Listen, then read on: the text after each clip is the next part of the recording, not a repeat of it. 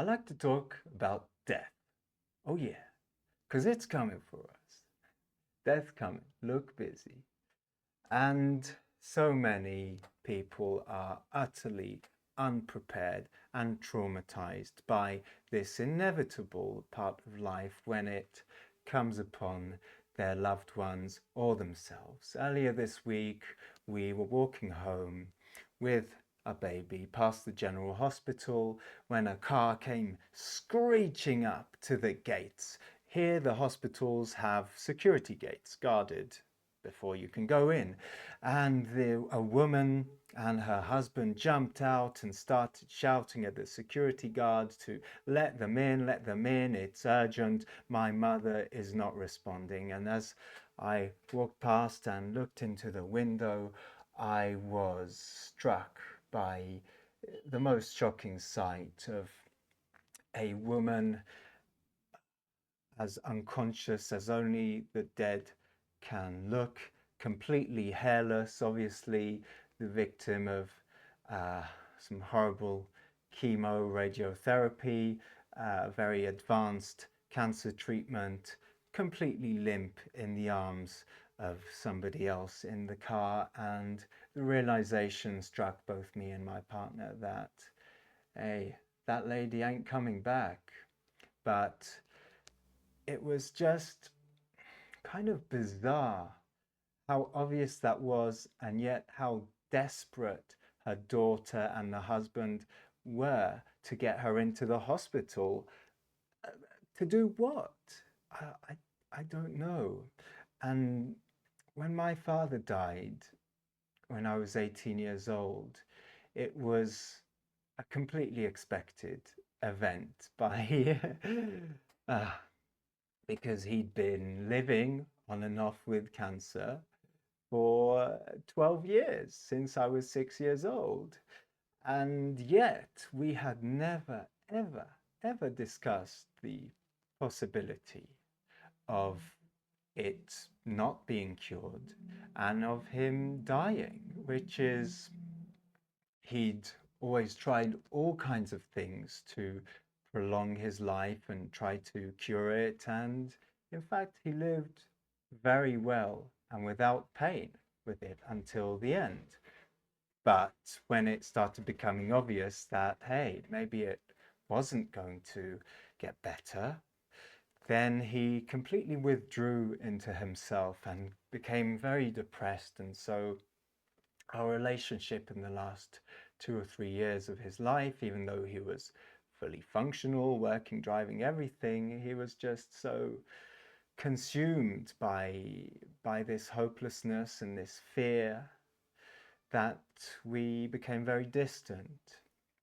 And it's sad because I believe that if we'd looked fear in the face and talked about the possibility of, hey, nobody lives forever, well, we would have been more prepared and more able to take the trauma, the shock of the event when it happened. It wouldn't have been as shocking if it had been prepared for. And well, possibly he would have, maybe through the acceptance of that reality, he might have been able to appreciate the last few years of his life rather than be so consumed with trying to fight the inevitable. And because we hadn't talked about it and hadn't prepared, when it finally did happen and he went into a coma one morning and didn't get up again, it just absolutely blew me off center, off my feet. I didn't feel normal for 4 years.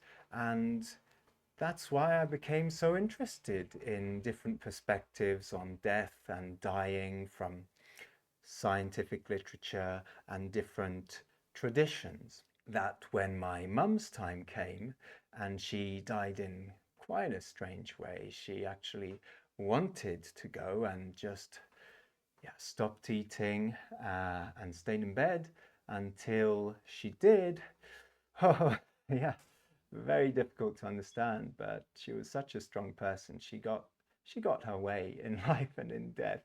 And even though I might never quite understand what she went through and why she had this breakdown, and she didn't want to get better or do therapy, even though her body was very functional. She'd just had enough as a projector with no motors. She'd lived as a slave, and it was just too difficult for her carrying the conditioning and the childhood traumas of not being in touch with what she liked doing for herself. And this is a very relevant theme for us right now as well, because my partner's mother, also a projector, who very driven, obviously, with that root center. She worked as a nurse all her life, and upon retiring, she lost her sense of self with that open G center, and the exhaustion of that open sacral and working beyond healthy limitations caught up with her, and she's descended into alcoholism, which is a big problem. The G center is related with the liver, and alcohol really messes with your identity, with your personality, your sense of direction and self. And she hasn't got the energy, really, the drive to get out of it by herself. So she's been in and out of rehab, and we really don't know if she's going to get better, if she's ever gonna meet our son. It's a tricky question, because if she does, well, will he really be meeting the mother that my partner had, or people become a different person when they're sick.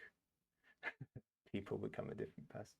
So it's something we're discussing with my partner, the very real and unpredictable possibility of her not making it through. And of course, we've tried living with her, we've tried to do what we can, but ultimately, yeah, it has to come from within the person themselves. And we were both present with my mum in the last months of her life and as she passed away. And I can say that if you're prepared, if you know what to expect, and if you know how to prepare the person, that you're not going to whisk them away as soon as the last breath goes out, or as soon as the heartbeat stops, because the process is still going on for at least a day and a half, a couple of days. If you're actually there with a person who's dying, you can still feel them very much present. And there's a moment, and I've spoken with so many people, and this is also from my experience with my dad and mum. There's a moment after 2 days, 2.5 days, where suddenly you walk in a room and it really doesn't feel like they're there anymore. And then it's okay to do whatever you want: autopsy, burial, cremation, blah, blah, blah, with the body. But before that moment, you don't die just like that when you have a natural death. When you have a traumatic death, an accident, whatever, that's a different story. But just as there's a natural, healthy way to be born, which the conventions of our time absolutely do not respect, there's also a natural, healthy way to die if you have the luck of a natural death. And that makes it so much less traumatic for both you, and most importantly, for your loved one. They're still very much going through a conscious process of integrating the life. And if you molest the body with autopsies, transport it large distances, or obviously kill its process through burial or cremation, it's very important to keep it above the surface of the earth for reasons that are, well, a different discussion. Well, if you terminate its process, that's the origin of ghosts, of people's spirits that have not been able to fully integrate the life experience and get home safely. So It's a very important topic for me because I've been traumatized by not being prepared for death. I've seen so many people be traumatized by not having the chance to say goodbye properly to their loved ones because they've been whisked away to be buried within 24 hours or cremated because of all kinds of ignorance in many religious traditions and in modern medicine about what actually happens when we die. And we put so much effort into living a healthy, wonderful life that, well, if you're watching this, I think you probably deserve to have a proper, dignified death and to go fully through that process. So, ah, just like preparing to organize a natural, healthy birth for mother and baby, there can be all kinds of bureaucracy and red tape and regulations, depending on what country you're in, related with having the dying person at home with you and being able to keep them there for it's up to 72 hours. That's the maximum length of time that a death process can take. But really, anything between a day and a half and 3 days, and you're really, I promise you, you're going to feel the difference of when they're still present and when they're not, and when it's okay. With my father's death, it was very easy, and we didn't know any of this stuff, so it was just a coincidence because it took a few days for all his family and his relatives to come over. So we kept him at home, and it was easy because he had this cancer diagnosis, this medical label. But with my mother, because she didn't die of a particular physical disease, she died because she wanted to, and she starved herself to death, then it was very difficult. And in fact, the police came to try and take her body away for autopsy that same afternoon. Luckily, I've got a very strong manifestor brother who told them to fuck off and had a contact with the coroner that was in charge of it. And we were able to explain to him that it was in her will, it was in her wishes to be left undisturbed at home for 3 days before being whatevered.